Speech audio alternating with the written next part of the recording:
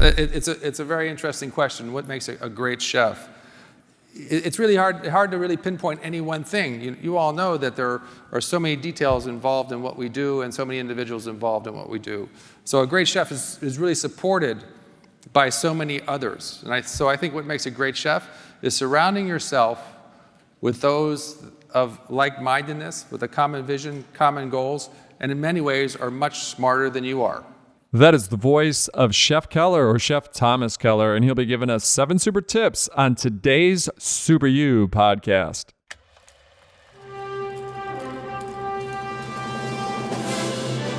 It's one small step for man. Liftoff. We have a liftoff. We choose to go to the moon, not because they are easy, but because they are I hard. have a dream. You can't handle the truth. 7, 6, 5, 3, 2, 1. Super You. Thank you for joining us for today's Super You podcast. We're going to get cooking today. How do you like that transition? We're going to be cooking with Chef Thomas Keller. This is the Super You podcast. Thanks for tuning in each and every week as we try to unleash and unlock that superpower that's within all of us. So whether you want to be a cook, an entrepreneur, an athlete, start your own business, just trying to answer questions about how to be a better mom or a better dad, we're trying to get these tips in these top successful folks and get these tips in your ears each and every week. So thanks for making the podcast possible. I have fun every week doing it, so I hope you have fun listening to it. The end goal is to give everyone that courage to wear the cape. That's right. We're all superheroes. We just need that courage to wear the cape. And on today's show, we're going to get tips from Chef Keller. For those not familiar with him, he's an American chef, restaurateur, and cookbook writer. He and his landmark Napa Valley restaurant, The French Laundry in California, have won multiple awards from the James Beard Foundation, notably the Best California Chef and Best Chef in America. He's the only American chef to have been awarded simultaneous 3-star Michelin. That's the top 3-star. I know we're used to dealing with Amazon 5-star, but in Michelin, it's 3-star. 3-star ratings for 2 different restaurants. And some of you might know this, but why the heck are they called Michelin star ratings? Well, the Michelin's French tire company, they wanted to encourage people to travel, to go on the road. So what better way to give out maps and to point out the best restaurants and to give star ratings well before we had Yelp, well before we had Google star ratings, well before we had Amazon star ratings. So that is why they're called Michelin star ratings. For those that were curious, it's all about that tire. And the rubber is indeed about to hit the road here, and I can see the eye roll. Jake, but I do my own writing. I do these own transitions, so the rubber's going to meet the road. Get it with the Michelin? But here's what you do get. We're going to get 7 tips from Keller. Now, Keller's mother was a restaurateur who employed Thomas, so Thomas Keller, as help when her cook got sick. So her cook got sick, so she's like, hey, son, can you help cook? And 4 years after his parents got divorced, the family moved east and settled in Palm Beach, Florida. In his teenage summers, Thomas Keller, he worked at the Palm Beach Yacht Club, starting as a dishwasher and quickly moving up to cook. It was here he discovered his passion for cooking in perfection of hollandaise sauce. So here he is with tip number 1. The single most influential for me, a great restaurant.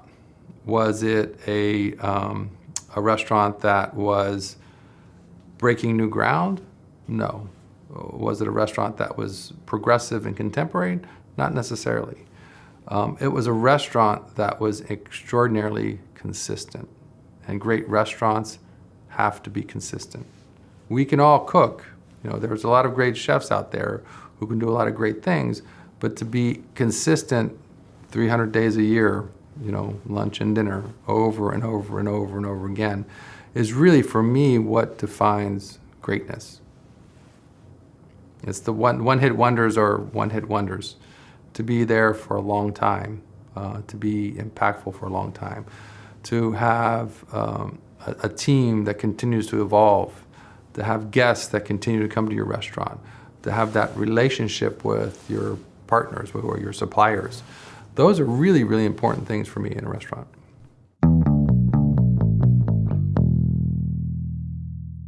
Here we are at tip number 2.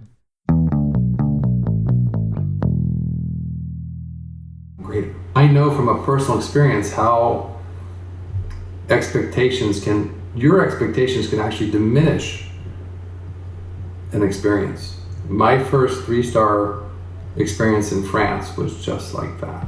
I had been reading about this restaurant for years. It was considered one of the best restaurants in the world. The chef was highly regarded, 3 Michelin stars. I mean, extraordinary chef.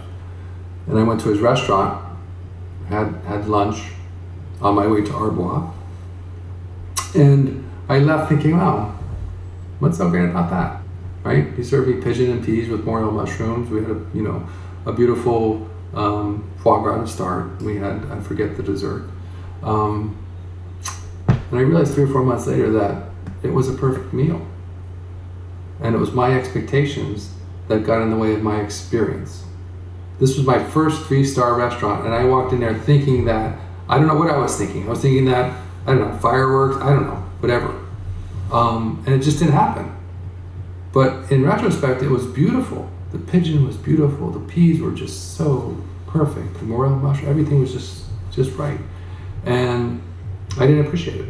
And expectations do get in the way. So we have to, our expectations in our kitchen, in our restaurant, in our service, and everything that we do, we have to understand that our expectations have to be of the highest.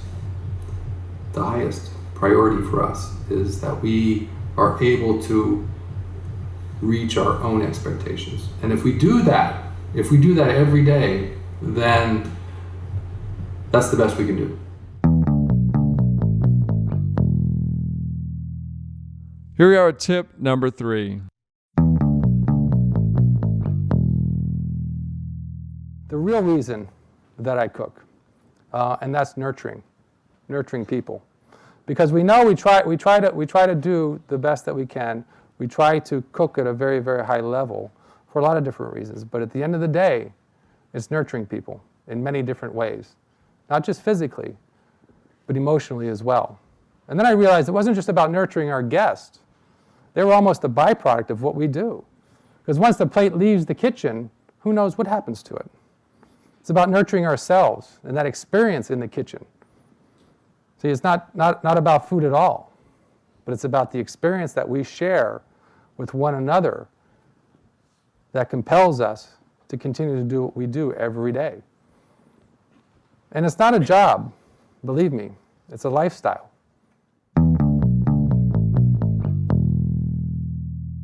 Chef Keller, bringing the heat. Tip number 4.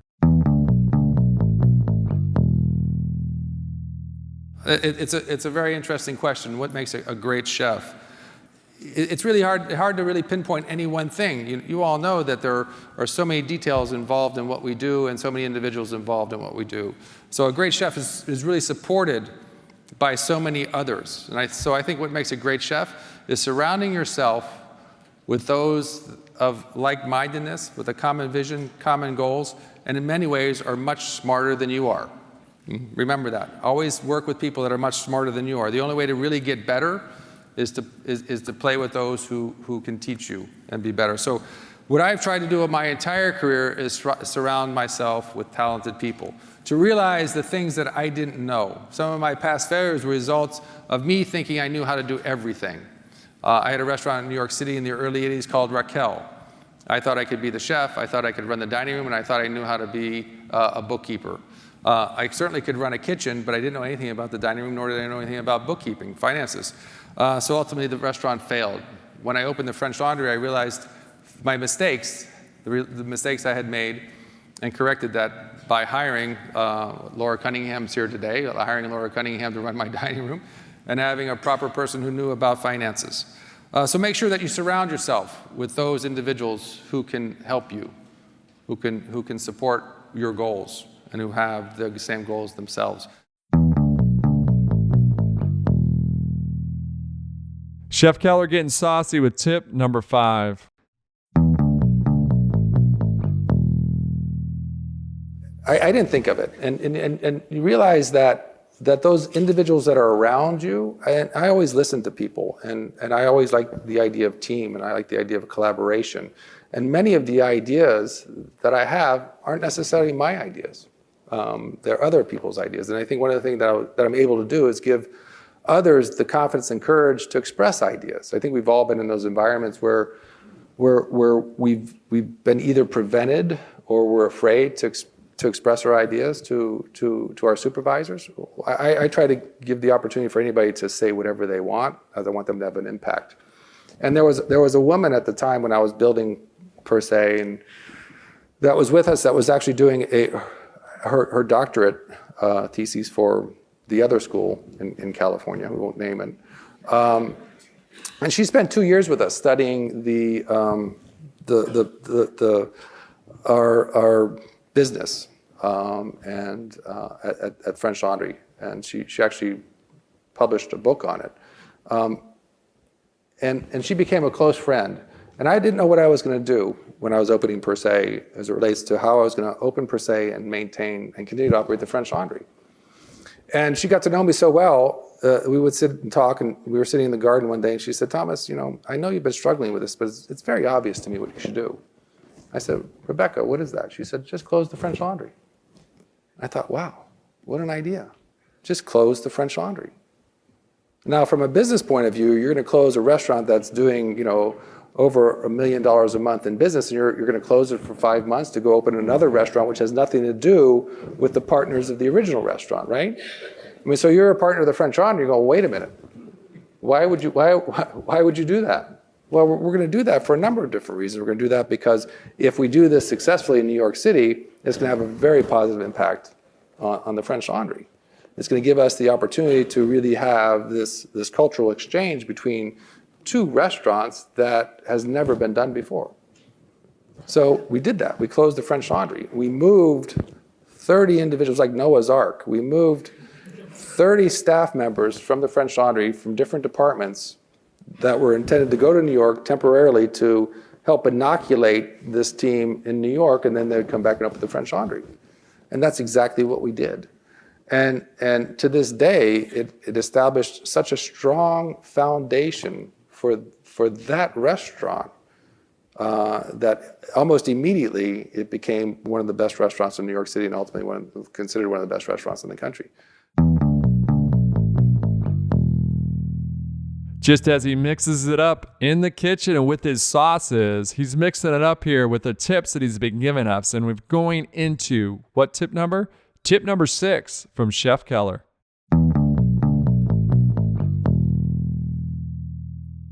And I've said, it's almost like I run a sports franchise is the way I describe it. Because we have to be thinking generationally about who is coming up, who's going to be replacing who, and how we're going to do that, how we're hiring, how we're mentoring, how we're training our staff so that they can become, sooner or later, can become the franchise player.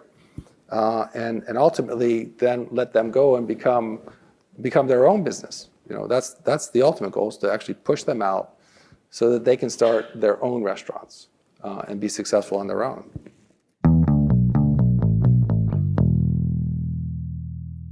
All right, here's Chef Keller putting the cherry on that proverbial sundae with tip number 7. People ask me a lot of times about success. And I've thought about it for years, and I realize that success is not about fame. It's certainly not about fortune, recognition, awards.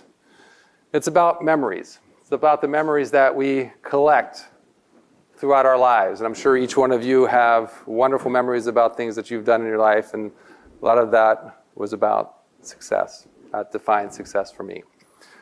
And certainly one of those memories, or one of the biggest compliments I can receive, is when a guest comes to our restaurant, has dinner, and then comes back to the kitchen, or I meet them in the courtyard, and they say, Chef, this reminds me of, and they go into this wonderful tale about an experience they had, in the south of France, in Paris, in Italy, in Spain, or even in America.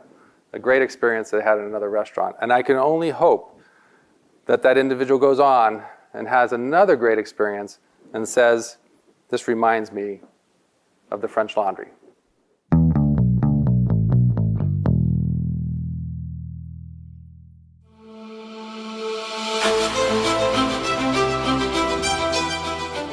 Well, I hope you got a lot out of today's episode. Even if you only enter the kitchen to eat, if you don't know your way around the kitchen at all, it's definitely a great exercise to do. I hate cleaning. I love cooking, but I do not like the cleaning. So I say, hey, I love cooking. I just don't like the cleaning. But my hope is you got a lot out of today's Super You episode. I'm your host, Eric Quammen. Most of you know me as Equal Man.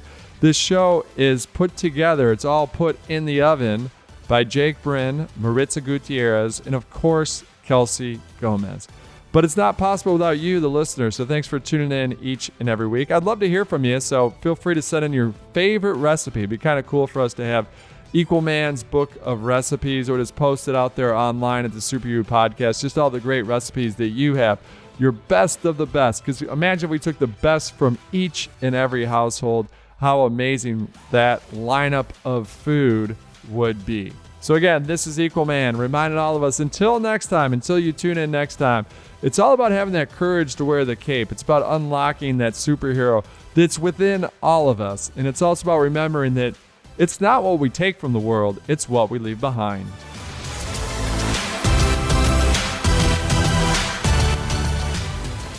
Seven, 6, 5, 4, 3, 2, 1. Super, super, super, super. Super You. Oh,